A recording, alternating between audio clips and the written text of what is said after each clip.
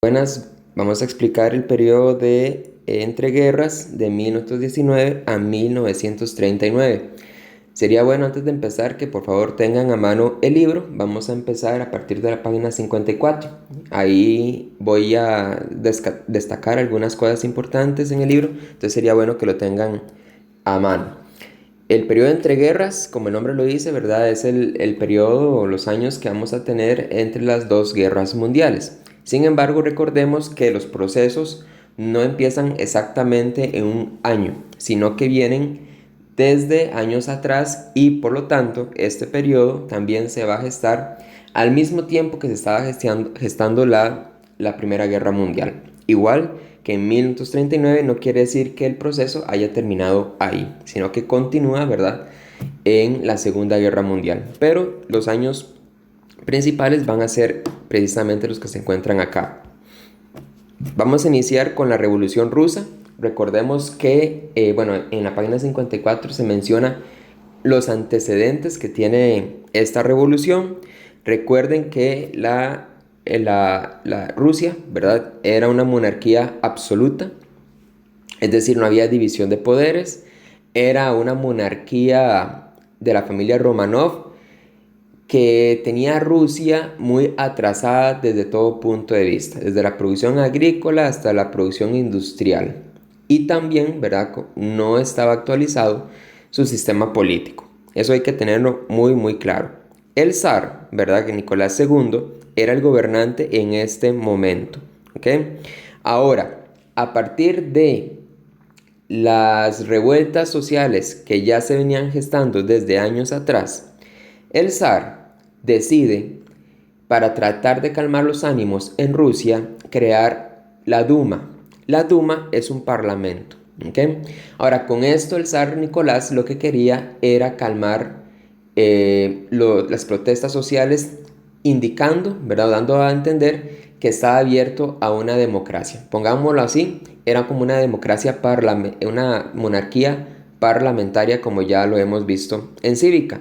Es decir, el rey seguía al frente del poder ejecutivo, pero iba a existir un parlamento que obviamente se iba a conformar en el poder legislativo.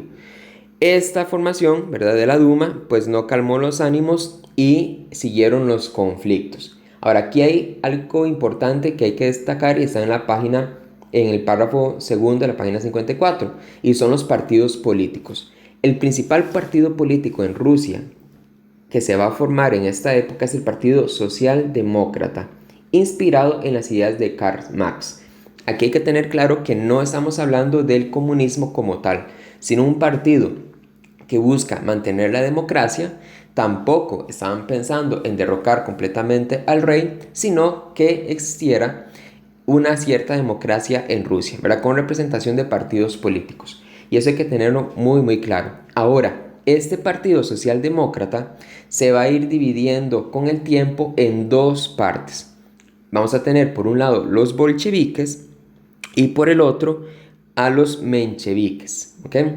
Como dice en la presentación, los bolcheviques eran más radicales. Estos querían prácticamente la supresión total de la monarquía, establecer un gobierno totalmente socialista en Rusia y desaparecer, ¿verdad?, a la familia del zar. Por su lado, los moderados, los mencheviques, querían una monarquía parlamentaria, ¿okay?, como lo que había propuesto inicialmente el zar Nicolás II. Ahora, también vamos a tener problemas sociales que iniciaron estas revueltas, ¿verdad?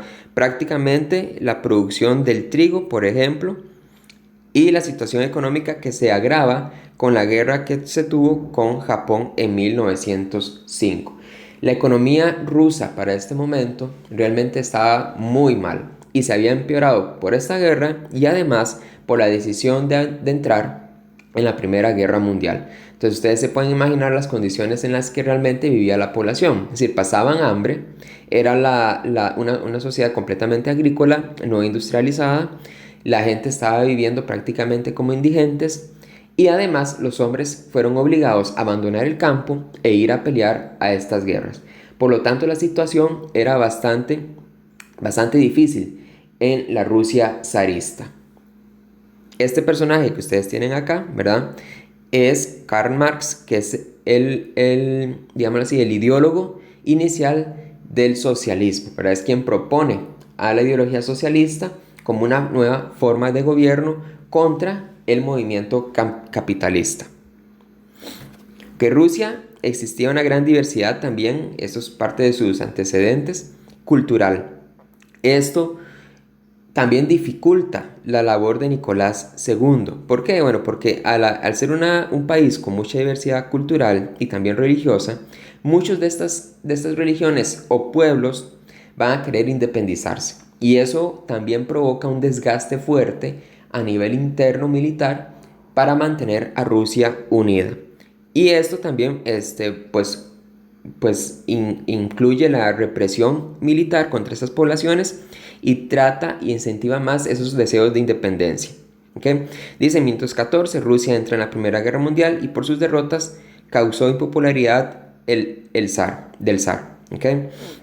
Revoluciones que se van a dar a partir de estos problemas. Ya estos no son antecedentes. Vamos a tener la Revolución de Febrero. 200.000 obreros iniciaron una revuelta solicitando paz y alimentos, la cual fue apoyada por todo el país, provocando la abdicación del zar. ¿Qué quiere decir esto? Bueno, se da la salida del zar, ¿verdad? De su trono, deja de ser rey, ¿verdad? Y esto provoca entonces que haya un vacío de poder. A partir de ese vacío de poder, entonces, los nuevos socialistas o el Partido Socialdemócrata, que es el que queda en el poder, va a poner a gobernar a Rusia a Alexander Kerensky. ¿Okay? Y también se empiezan a formar los primeros soviets. ¿Qué es un soviet? Un soviet era una asamblea de obreros, campesinos y soldados. Ahora, los soviets lo que buscaban era que cada uno se autogobernara, digámoslo así, era como ver los cantones en Costa Rica, ¿verdad? Cada uno tiene su gobierno, su propio gobierno, obviamente responden a un gobierno superior, pero se les daba la libertad de que cada soviet, esa comunidad de campesinos, decidieran qué hacer con su comunidad, ¿ok? Eso era un soviet. Era bastante democrático, era el ideal socialista, ¿verdad? Que no existiera un poder central fuerte, digámoslo así, sino coordinador, nada más, pero que cada soviet tuviera su independencia para buscar su propio desarrollo. De ahí viene la idea, ¿verdad?, de la democracia absoluta bajo un sistema socialista. ¿Ok? Ahora, estos soviets fueron inspirados y liderados por este personaje que ustedes tienen acá, que es Vladimir Ilich Ulyanov Lenin, ¿verdad? Lenin se convierte en el líder prácticamente del movimiento socialista. Era también líder principal del grupo más radical, que eran los bolcheviques, y él empieza también a contradecir los movimientos del gobierno de Kerensky, ¿verdad? Porque a él no le parecía muchas de esas cosas moderadas que Kerensky estaba manteniendo con la antigua monarquía. Por lo tanto, empieza un proceso de lucha contra este gobierno socialdemócrata de parte de Lenin. Eso desemboca en la Revolución de Octubre, en 1917. Dice, los bolcheviques derrocaron al gobierno de Kerensky e impusieron a los soviets como el referente del poder popular. Y la medida tomada fue la salida de Rusia definitivamente de la Primera Guerra Mundial. Ahora, los bolcheviques, al ser radicales, ¿verdad?, crean una guerra civil entre los que eran más moderados, que seguían apoyando en cierta medida a la monarquía, y los más radicales, ¿verdad?, que eran los bolcheviques. Esto crea dos ejércitos. El ejército blanco, que es el que apoya el retorno de la monarquía a Rusia, ¿verdad?, una monarquía, eso sí, parlamentaria, y fue apoyado por potencias como Estados Unidos, Japón y Francia. Y por el otro estaba el ejército rojo, que lo que quería era eliminar definitivamente a la monarquía. Esto lleva al fusilamiento de toda la familia Romanov en julio de 1918. Y así se termina la monarquía absoluta, la monarquía en Rusia. Aquí, no sé si ustedes, como un dato extra, han escuchado sobre la princesa Anastasia. Anastasia era una de las hijas del zar Nicolás II, ¿verdad? Que se creyó por mucho tiempo que sobrevivió al fusilamiento, pero en realidad no fue así. Lo que sucede es que después del fusilamiento, que de hecho la familia real está en un apartamento, los llevaron a un sótano con la excusa de que les iban a tomar una fotografía familiar, como la que aparece ahí. Evidentemente esa no la tomaron en ese momento. Y en lugar de la fotografía, lo que se procedió a hacer fue el fusilamiento. La familia Romanov creía que después de esa fotografía iban a irse lejos y podían escapar. Y por lo tanto la familia Romanov se había creado unas prendas en las cuales habían metido todas sus joyas. Algunos de ellos, ¿verdad? En esas prendas de vestir que se las pusieron en el tórax, eso evitó que murieran inmediatamente por el fusilamiento. Y se creyó que Anastasia había sido protegida precisamente por una de estas vestimentas que llevaban las joyas de ellos. Sin embargo, a esta familia se la llevan a un bosque lejano en Rusia, entierran a todos juntos menos a Anastasia. Anastasia la habían enterrado un poco más lejos del lugar donde habían enterrado al resto de la familia.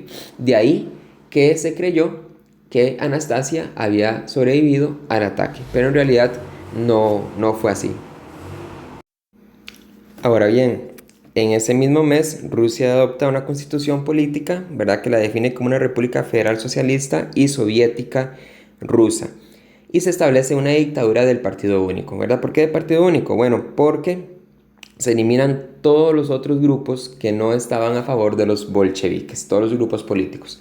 Entonces vean que realmente no duró mucho la democracia en Rusia, ¿verdad? Es decir, pasamos de una monarquía absoluta con el zar a un periodo, digámoslo, un poco democrático con Alexander Kerensky, y luego, ya con la formación de esta república socialista, se eliminan todos los demás partidos y solamente quedan los bolcheviques. ¿Okay?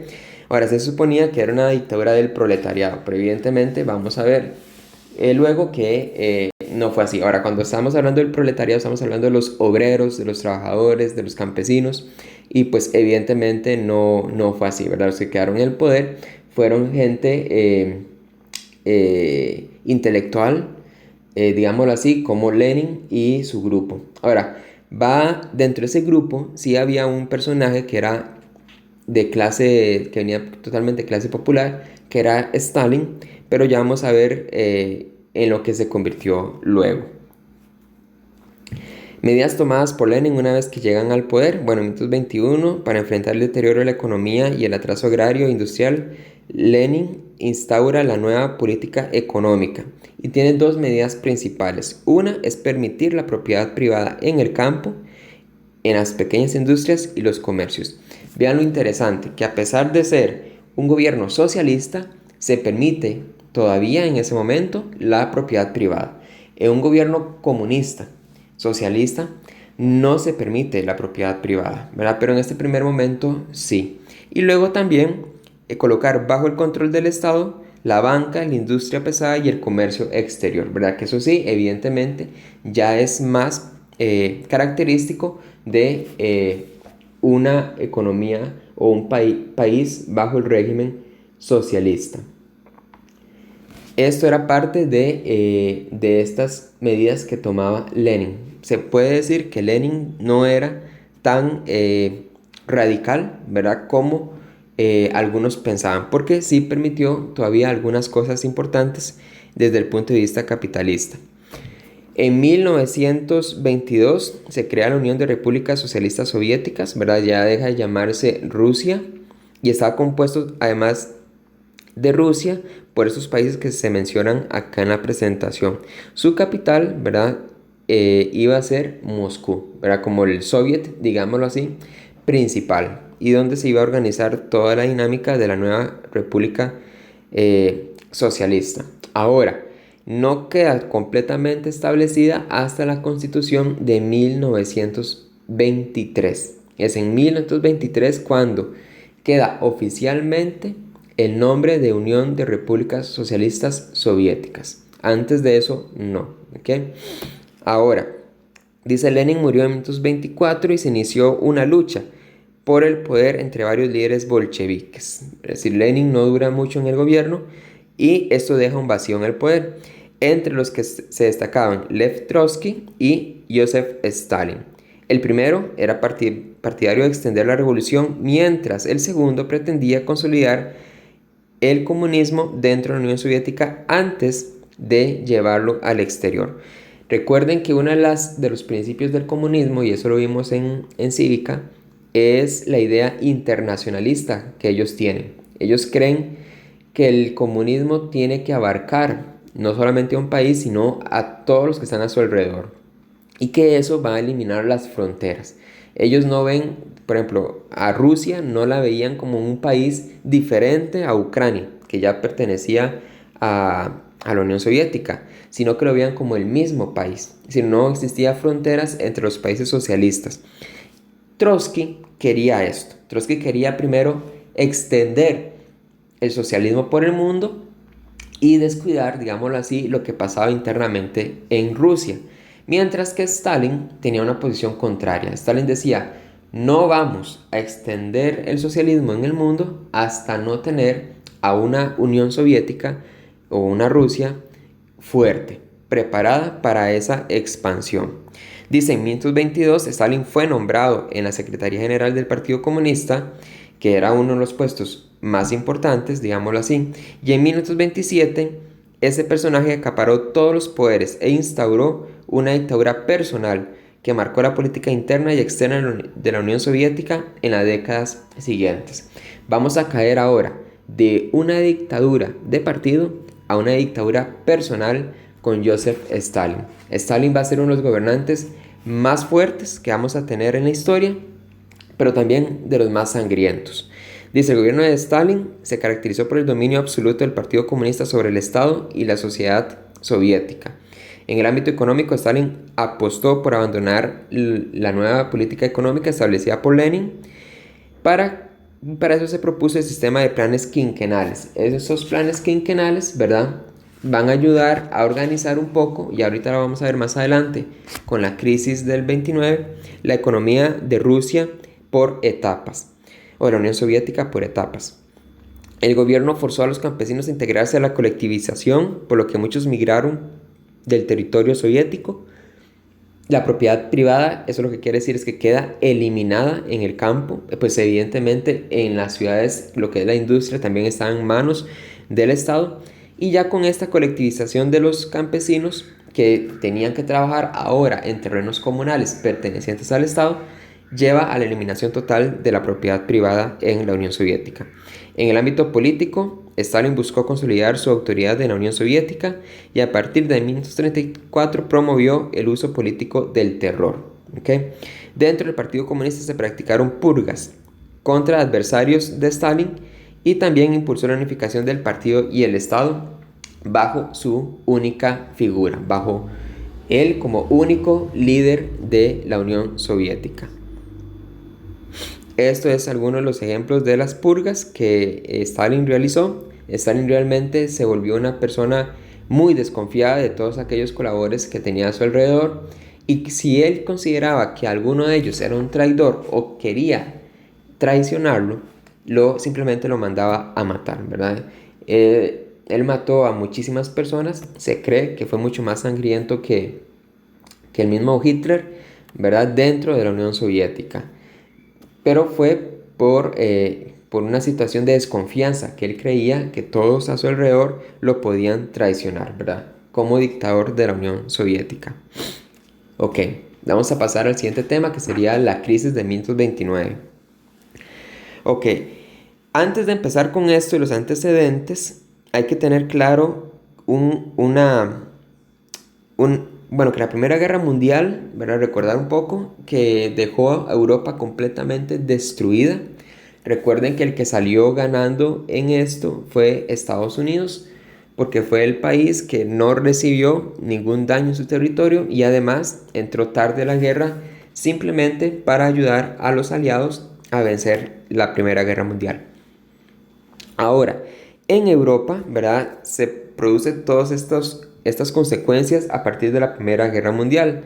Se paralizan las actividades básicas, aumenta el desempleo, hay escasez de alimentos, la inflación, que es el aumento de los precios, también va a aumentar, la inestabilidad monetaria, grandes deudas contraídas con Estados Unidos por parte de los países europeos. Ahora, Estados Unidos, a partir de esto, va a encontrar una gran oportunidad. Se convierte en la única potencia y eso le permite a Estados Unidos amarrar económicamente a Europa. Le da préstamos y además de eso, Europa se ve obligada a comprarle prácticamente todo a Estados Unidos. Eso hace que en la década de 1920, desde 1922 al 29, Estados Unidos viviera sus mejores años. Por eso se le conoce a este periodo, y es importante que se lo aprendan, como los años felices de Estados Unidos, o los felices años 20 de Estados Unidos. ¿Por qué? Bueno, porque es el momento en que Estados Unidos va a tener la mejor economía en su historia. Ni hasta el día de hoy se puede comparar la economía estadounidense con lo que tenía en ese momento, en la década de 1920. La economía de Estados Unidos era incomparable y era un país realmente inalcanzable en ese momento.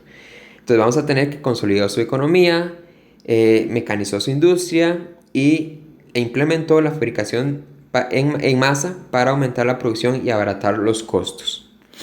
Ahora, también vamos a tener que la producción estadounidense de materias primas, especialmente la agrícola y manufactura, se encontraba en permanente alza. ¿Por qué? Bueno, y porque Europa le compraba todo a Estados Unidos. Entonces Estados Unidos podía producir demasiado que todo lo iba a vender y evidentemente eso le dejaba grandes ganancias a este país. Dice, mientras esto sucedía, el mercado de la Bolsa de Valores de Nueva York continuaba su exitosa actividad. ¿Por qué? Bueno, porque las empresas que se fundan gracias a este gran éxito económico van a ir a la bolsa a vender sus acciones. Recuerden que las acciones son documentos que venden porcentaje de una empresa. ¿Ok? Entonces, si la empresa está teniendo mucho éxito, esa acción vale mucho. ¿Qué sé yo? Usted compra una acción en 500 colones, pero esa empresa está produciendo y produciendo ganancias. Cuando usted quiera vender esa acción ya no vale 500, puede valer el doble o el triple. ¿Por qué? Porque la empresa está teniendo muchísimas ganancias. Entonces usted también puede vender ese porcentaje de la empresa que había comprado y obtener más ganancias, ¿ok? Pero, y ese va a ser el problema con la crisis económica del 29, si esas acciones pierden valor y la empresa ya no es tan productiva, puede ser que usted haya pagado 500 colones por esa acción, pero ahora la acción vale la mitad, 250 colones. Entonces eso quiere decir que usted perdió 250 colones. Ahora, ¿quién le va a comprar esa acción? Pues nadie, ¿verdad? Usted se queda con esa pérdida, ¿ok? Eso es más o menos lo que vamos a tener para que vayamos entendiendo un poco en qué consistió la crisis del 29. Ahora, la población ante esta situación de una economía muy buena en Estados Unidos, ¿qué es lo que hace? La gente se empieza a endeudar. Los bancos dicen que tienen plata a montones para poder prestar y van a prestar prácticamente sin ningún control. Si no se van a fijar si la persona puede o no puede pagar, si recibe un salario que le pueda permitir hacer frente a esa deuda. ¿Por qué? Porque la gente y la economía estadounidense sentía que tenía tanto dinero, tanto capital, que podían prácticamente regalarlo. Y la gente se va a endeudar más allá de su capacidad de pago. Y van a empezar a comprar montones de cosas. Era una ilusión, una burbuja. La gente y las actividades financieras de los bancos realmente no correspondían con lo que con lo que la economía, digámoslo así, estaba dando. Si habían endeudado y habían prestado más dinero de lo que debían, y la economía va a llegar un momento en que no va a aguantar esa presión. ¿Cómo va a estallar esta crisis? Dice, el abuso de la especulación. La especulación es precisamente eso de obtener ganancias al mínimo costo, ¿verdad? Provocó la crisis económica estadounidense. Su sistema era muy dependiente de los créditos, tanto para producir como para consumir. Cuando estamos hablando de producir es que las empresas también pidieron préstamos enormes para producir más pero esa producción no daba tampoco para pagar la deuda. Sin embargo, ¿verdad? Los bancos no realizaban los cobros todavía. Cuando los inversionistas comenzaron a percibir el desajuste en el sistema financiero, se prepararon para una posible caída de la bolsa. Pronto se dio un aumento de la venta de acciones. Ahora, vamos paso por paso antes de entrar a esto. Cuando la gente se ve tan endeudada y los bancos empiezan a cobrar lo que habían prestado, se dan cuenta que la gente no puede pagar, ¿ok? Y la gente deja de consumir para tratar de pagar la deuda. Es decir, tratan de gastar menos comprando cualquier cosa para dirigir ese dinero al pago de la deuda. ¿Qué es lo que provoca esto? Pérdidas en las empresas, porque la gente deja de consumir para tratar de pagar la deuda. Igual la deuda no se puede pagar, porque era demasiado lo que cada quien había pedido prestado. ¿Qué hacen los bancos? Bueno, los bancos empiezan a quitarle a la gente las propiedades, los carros, todo lo que habían comprado, para tratar de venderlo ellos y recobrar la ganancia, que eso es lo que se hace, digamos, en la actualidad. Si usted compra una casa y usted no paga esa casa, no logra pagar la deuda, el banco al final se la quita. Ahora, el banco no se va a quedar con esa casa. Lo que trata de hacer el banco es vender esa casa para recobrar el dinero que le prestó a usted, ¿ok? Sin embargo, en ese momento los bancos se dan cuenta que la gente no puede pagar, le quitan sus bienes, pero también está el siguiente problema. La gente ya no está gastando, porque todos están pensando cómo van a pagar su deuda. Y los bancos necesitan cobrar eso porque el dinero se les acaba, ¿ok? Se les está acabando. Al llegar a ese punto, ni los bancos logran recuperar sus inversiones y la gente se queda sin sus bienes. Eso redunda en que ya no hay un consumo. Los bancos, para no perder más dinero, dejan de prestarle a las empresas. Pero además, los consumidores dejan de comprarle a las empresas. Y eso hace que las empresas empiecen a tener una pérdida económica muy grande.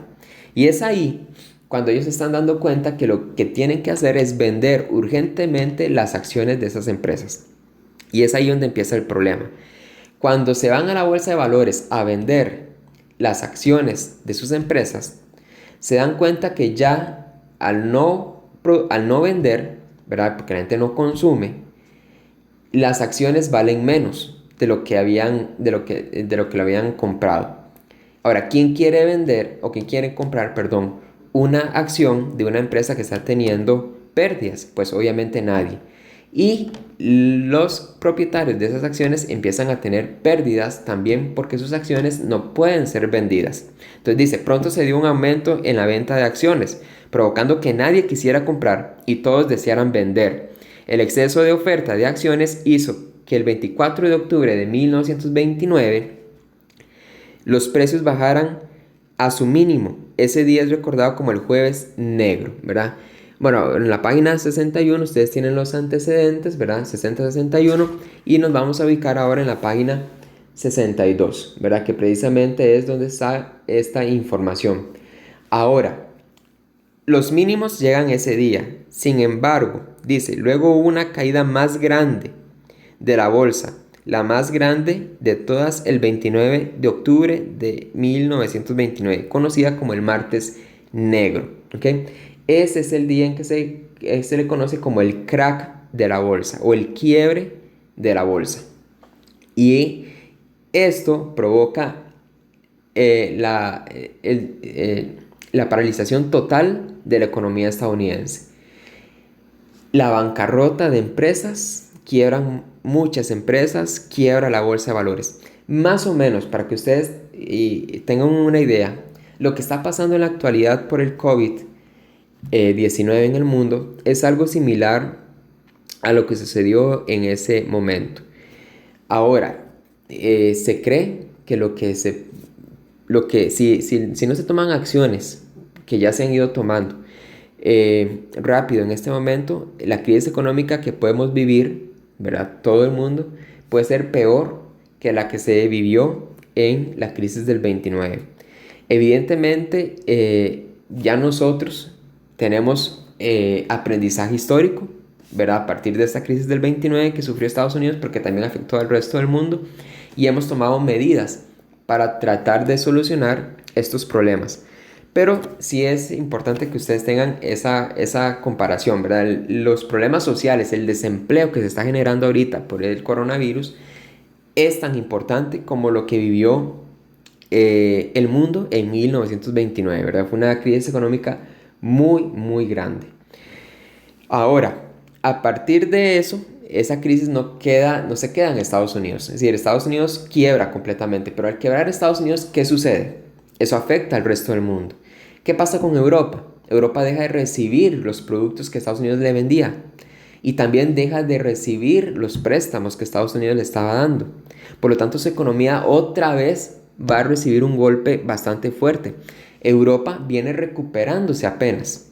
No ha pasado mucho tiempo de la Primera Guerra Mundial. Apenas se está recuperando, apenas está reconstruyendo sus ciudades, está reconstruyendo sus industrias y este impacto económico va a retrasar o echar abajo todos esos esfuerzos. ¿Y qué pasa con América Latina? Pues América Latina también va a ser muy afectada por esta crisis. ¿Por qué? Porque en aquella época, si todavía hoy lo seguimos siendo muy dependientes de Estados Unidos, en aquella época éramos más dependientes de Estados Unidos. Vendíamos todo lo que nosotros le producíamos desde el punto de vista agrícola, que eso es lo que producimos, a Estados Unidos. Y Estados Unidos lo que decide para reducir sus gastos es no comprar más. Entonces nos cierra o nos deja de comprar a nosotros. ¿Qué pasa con nuestras economías? Que ya no tenemos ingresos. Y además también hay otro problema, que los ingresos que nosotros obteníamos de esas ventas también lo utilizamos en comprarle a Estados Unidos. Y Estados Unidos ya no produce. Entonces, imagínense en aquel momento una América Latina completamente aislada. Producíamos, pero nadie nos compraba. Y además, entonces no teníamos los recursos necesarios para comprar lo que nosotros necesitábamos desde el punto de vista industrial. A partir de esa situación, en América Latina se empieza a crear otro modelo, un modelo que no sea dependiente de Estados Unidos. Y ese es el modelo que aparece en este último párrafo, ¿verdad? Que es el modelo de sustitución de importaciones. Y eso se lo tienen que aprender muy bien. Modelo de sustitución de importaciones. ¿Qué quería este modelo de sustitución de importaciones? Pues como el nombre lo está diciendo, sustituir lo que le comprábamos a Estados Unidos produciéndolo aquí en América Latina. Es decir, industrializar América Latina. Muchos países, prácticamente todos los de esta región, empezamos con ese proceso. Costa Rica lo inició a partir de 1930 y se logra establecer a partir de 1950 cuando llega Figueres Ferrer al poder, ¿verdad? Recuerden que aquí hay una ideología económica, política, que es la que domina estos años y es la ideología liberal. Recuerden que la ideología liberal decía que el Estado no debía intervenir en la economía. Bueno, a partir de la crisis del 29, la ideología liberal también entra en crisis y eso también lo tienen que tener muy muy claro. ¿Por qué? Bueno, porque fue la ideología liberal, ese capitalismo libre, sin intervención del Estado, sin ninguna regla, lo que llevó a la crisis. Y además, una vez que ya teníamos la crisis, los estados tuvieron que intervenir para solucionar los problemas económicos. Entonces, si se da esa intervención económica, ¿verdad?, de los estados, ya no podemos hablar de un estado liberal. ¿De qué estamos hablando?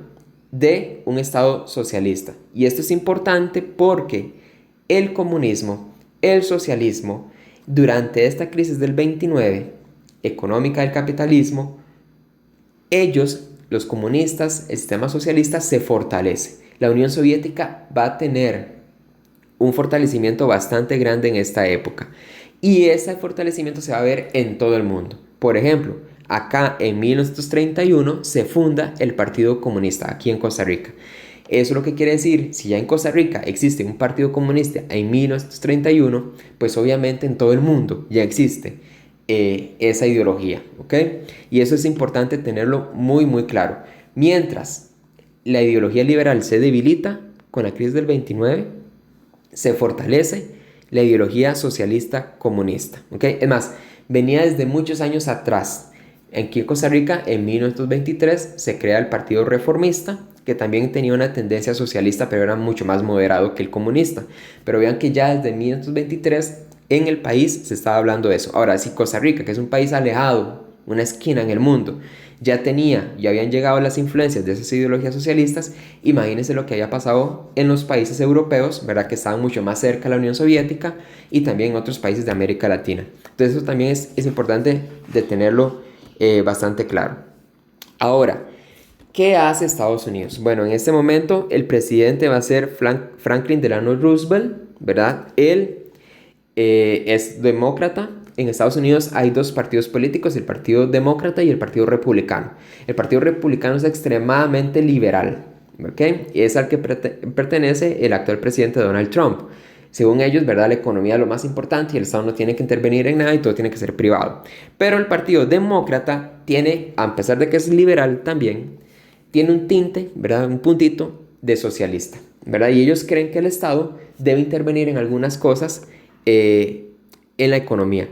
Obama era de este Partido Demócrata, ¿verdad? Y Obama tenía esa idea de que el Estado sí tenía que encargarse de algunas cosas, por ejemplo, la salud.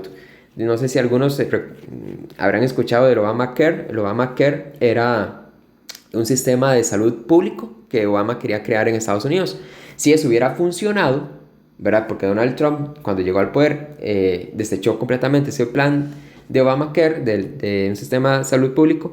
Si eso se hubiera mantenido, Estados Unidos no tuviera hoy los problemas de muertes que está teniendo con el coronavirus, ¿verdad? Pero bueno, eso es un tema aparte. Solo como para que ustedes tengan idea de la ideología que tenía el presidente Franklin Roosevelt. Este presidente propone el New Deal o el Nuevo Trato. ¿Qué es el New Deal? Bueno, ustedes lo tienen en la página 64 y ahí se mencionan algunas cosas que se establecen con este nuevo plan para sacar adelante la economía estadounidense. El Nuevo Deal o el Nuevo Trato, en resumen, es una intervención estatal en la economía. ¿Okay? Dice, se pasa en la economía a impedir que volviera a lo que teníamos con la época liberal. Se estimula la producción y la demanda, el activo de planes de empleo, el fomento de obras públicas y promovió leyes que protegieran a la población más vulnerable. Ahora, también se establecen algunos derechos laborales. Esto de laboral tiene que ver mucho con el socialismo, ¿verdad? Y eso ya lo habíamos visto en Cívica. Los derechos sociales, laborales, surgen del socialismo. Y este nuevo trato le va a dar a esos trabajadores esos derechos laborales. Ahora, la economía el Estado lo que hace es intervenir en la economía, le pone reglas a los bancos, el New Deal o Roosevelt a partir de este nuevo trato. Le pide a los bancos que tienen que tener un máximo de préstamo y que además tienen que tomar en cuenta la capacidad económica de cada persona para decidir si se le puede prestar o no se le puede prestar dinero. ¿Okay? El nuevo trato también lo que hace es que el Estado empiece a construir grandes obras de infraestructura. La represa Hoover, por ejemplo, en Estados Unidos, que es una de las más grandes del mundo, se construye en esta época. Carreteras se van a construir también, se construyen edificios, se construyen aeropuertos, puertos. ¿Por qué? Bueno, porque construir da trabajo. Si la gente tiene trabajo, tiene dinero para poder pagar sus deudas y para poder consumir. Si esto es así, entonces se puede empezar a mover la economía una vez más. ¿Por qué? Porque la gente va a empezar a consumir, a comprar, y eso hace que las empresas vuelvan a producir. Entonces vamos a tener eso por ahí. Por eso, si ustedes han escuchado las noticias, actualmente se habla, el gobierno de Costa Rica, de lo importante que es seguir construyendo, seguir haciendo obras de infraestructura, por ejemplo, lo que se está haciendo en las rotondas. Eso es importante porque eso da trabajo, ¿verdad? Eso no se puede detener, a pesar de que el país puede estar en una crisis económica.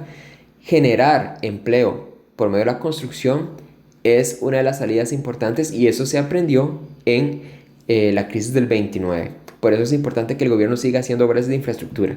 ¿Okay? Ahora, esta intervención económica está inspirada por John Maynard Keynes, que ustedes lo tienen también ahí en la página 64, ¿verdad? Y él lo que decía era que precisamente sí, el Estado podía tener un capitalismo libre, pero ese capitalismo tenía que tener ciertas reglas. Se ponen, con el nuevo trato, también se ponen precios a los productos. El Estado empieza a regular los precios de los productos, de los servicios públicos. Se establece un salario mínimo, porque ese salario mínimo permite también que la persona pueda consumir, pero que además pague sus impuestos. Si se pagan impuestos, el Estado tiene recursos con los cuales poder crear obras de infraestructura y poder también ayudar a las empresas que estaban en la quiebra. Entonces vean que lo que llevaba este nuevo trato, el New Deal, era una intervención económica total por parte del Estado en la economía. Ahora, en la página 64, al final, en el último párrafo, me interesa un concepto que aparece ahí. Dice, el conjunto de medidas adoptadas por Roosevelt sentó las bases de lo que se denominó el estado de bienestar. Esto es, un estado que, por medio del cobro de impuestos, pone a disposición de su población recursos de apoyo, subvencionando directamente gastos de salud, educación y jubilación. El estado de bienestar imperó en algunos países desarrollados, especialmente durante la segunda mitad del siglo XX, mostrando otra cara del capitalismo. Costa Rica tiene un estado de bienestar. ¿Okay? A partir de 1950 hasta 1980 es el momento más fuerte de este estado de bienestar. Sin embargo, todavía tenemos mucho de eso. ¿En qué lo vemos? Lo estamos viendo ahorita. ¿Quién produce el alcohol en gel? Fanal. Es una empresa estatal. La Caja Costarricense de Seguro Social. Las universidades estatales creando, ¿verdad? Implementos, instrumentos para la atención de los pacientes. El ICE, Colby, dando internet prácticamente gratuito, ¿verdad? Cuando se necesita para asuntos o sitios web estudiantiles o abriendo la capacidad de internet en el país. Vamos a tener también el MOP, por ejemplo, con sus construcciones. Es decir, todas las empresas públicas que hoy tenemos son parte de ese estado de bienestar. ¿Qué hubiera hecho Costa Rica ante esta situación del COVID-19 sin esas instituciones públicas? Bueno, nos hubiéramos visto como Estados Unidos. Estados Unidos está teniendo ese golpe tan fuerte por el COVID precisamente porque no hay instituciones públicas que puedan atender a su población. Ese es el problema cuando no se cobran impuestos. Si no se cobran impuestos, no tenemos instituciones públicas que puedan atender a la población en momentos de crisis como lo estamos teniendo ahorita, ¿verdad? Costa Rica, si ustedes se ponen a ver noticias, de hecho es un país ejemplo de cómo se está combatiendo la enfermedad, el coronavirus, el COVID-19 a nivel mundial, ¿verdad? De hecho, hasta los organismos internacionales como la ONU, el Banco Mundial, la OMC, ¿verdad? La Organización Mundial de la Salud y otros países están aplaudiendo cómo Costa Rica ha logrado enfrentar esto. Pero esto se ha logrado porque nosotros tenemos todavía instituciones públicas que corresponden a ese estado de bienestar. En el momento en que esas instituciones públicas ya no reciban ingresos por parte de los impuestos, pues obviamente dejan de existir y no le prestan un servicio a la población. De ahí la importancia de mantener esto. Ahora, ¿qué hicieron los países para enfrentar esto? Ustedes lo tienen en la página 65. Bueno, ahí se menciona lo de Francia, ¿verdad? Que está el Frente Socialista, el gobierno socialista del Frente Popular, ¿verdad? Que fue importante, vean que es un fortalecimiento de la ideología socialista en Europa, en un país también muy liberal como Francia, y eso le da a los trabajadores muchos derechos laborales, ¿verdad? Que ustedes lo pueden ver ahí en la página 65, como las 40 horas semanales, ¿verdad? De jornada laboral, 3 semanas de vacaciones pagadas y otros derechos laborales que también reciben ahí. En el Reino Unido, se dan las medidas económicas tendieron al proteccionismo. ¿Qué quiere decir esto? Bueno, que esto es importante también. Cuando hablamos de proteccionismo es que los países se cierran, es decir, no comercian con otros y tratan de fortalecer sus industrias. Por eso lo del libre mercado, ¿verdad? Que ahora se habla tanto, los tratados de libre comercio tampoco son tan beneficiosos. Si uno ve como un país desarrollado como el Reino Unido, Alemania, Francia y el mismo Estados Unidos en esta época, el 29, lograron salir de la crisis y ser nuevamente países desarrollados, fue precisamente cerrándose y no abriendo sus mercados a otros países. Lección que tenemos que aprender. Si Costa Rica quiere ser un país desarrollado, tiene que cerrar, tiene que proteger más su industria nacional, tiene que crear más empresas nacionales y no traer tantas empresas transnacionales al país, porque eso no fortalece la economía, más bien la debilita. ¿Qué hizo el Reino Unido para poderse fortalecer? Cerrar y fortalecer sus industrias. Lo mismo que había hecho Estados Unidos con el nuevo trato, ¿verdad? Que el nuevo trato, el New Deal, también proponía ese proteccionismo a las empresas estadounidenses y que la gente consumiera pues los productos nacionales. Eso es lo que se estaba dando en esa época, cosa que también nosotros tenemos que aprender. Y Alemania, en Alemania pues sale una nueva ideología. Una ideología que está en el Partido Nacional Socialista Alemán, que es el partido nazi. Y este partido lo que busca es prácticamente instaurar un control absoluto por parte del Estado y establecer una dictadura, ¿verdad? Una dictadura que no era ni liberal ni comunista, ¿verdad? Era una tercera vía. Y es ahí donde aparece. Ahora, no es solamente Alemania. De hecho, Alemania no es la que inicia con esto. La que inicia con estos gobiernos dictatoriales es Italia, con Benito Mussolini. Pero eso lo vamos a ver más adelante en la Segunda Guerra Mundial. De hecho, Hitler aprende de Benito Mussolini. No fue él el que tuvo la idea de estos gobiernos dictatoriales. Fue Italia la primera. Y la Unión Soviética, pues, como les dije ahora, fue más bien fortalecida durante esta crisis del 29, ¿verdad? Porque su ideología, que proponía todo lo contrario a la ideología liberal que llevó a la crisis al mundo, económica al mundo, fue la que se fortaleció. Muchos países decidieron pasarse al socialismo y el socialismo se va a fortalecer. Ahora, en el caso de la Unión Soviética, se proponen los planes quinquenales, ¿verdad? Que ustedes lo tienen ahí en la página 66, pero también está aquí en la presentación. El primer plan del 29 al 33, ¿verdad? Sí, se destinó todos los recursos a la industria pesada, lo que reflejó un crecimiento en las zonas industriales. El segundo plan del 34 al 38 se enfocó en los esfuerzos nacionales en el reforzamiento de la industria armamentista. Y el tercer plan del 39 al 41 dirigió los planes de desarrollo a la industria química y de bienes de consumo. ¿Okay? Entonces vamos a tener eso como importante. Ahora, en el caso de Alemania en esta época sí se mencionó un poco lo que fue el partido nazi, ¿verdad? Pero no va a ser, digámoslo así, el protagonista. Recuerden que Alemania durante esta época, hasta 1933, tuvo la República de Weimar. La República de Weimar era una república liberal y es la que se va a debilitar en este proceso. En el 33, ya ahí sí, vamos a tener la presencia del partido nazi, que es cuando llega precisamente Hitler al poder y empieza con todo este proceso de reforzamiento de Alemania. Alemania en este periodo lo que hace es no respetar las limitaciones que se le habían establecido en el Tratado de Versalles. Y es ahí donde empieza un crecimiento económico grande, principalmente desde el punto de vista militar, ¿ve? No respetando el Tratado de Versalles, pero eso lo vamos a ver cuando veamos la Segunda Guerra Mundial. Ahora, respuestas políticas ante la crisis. Durante el fin de la Primera Guerra Mundial, Europa comenzó a cuestionar los sistemas democráticos y su efectividad para regir los estados, por lo que se dio una depresión en 1930 que desató la crisis en la democracia europea. ¿Okay? Y eso es lo que les decía ahora, ¿verdad? Muchos países dejan de lado la democracia porque dejan de creer en ella, en el sistema liberal democrático, dejan de creer en el capitalismo, y unos países se van a pasar al socialismo, al comunismo, y se van a unir a la Unión Soviética, y otros como Italia, Alemania y España van a tomar posición con regímenes totalitarios, ¿verdad? Y eso es lo que va a dar origen a la Segunda Guerra Mundial. ¿Okay? Entonces hasta aquí sería la explicación de este tema. Si tienen alguna duda me la pueden hacer llegar por Classroom, ¿verdad? Y yo con mucho gusto les respondo. Espero que pasen un buen día. Se cuidan.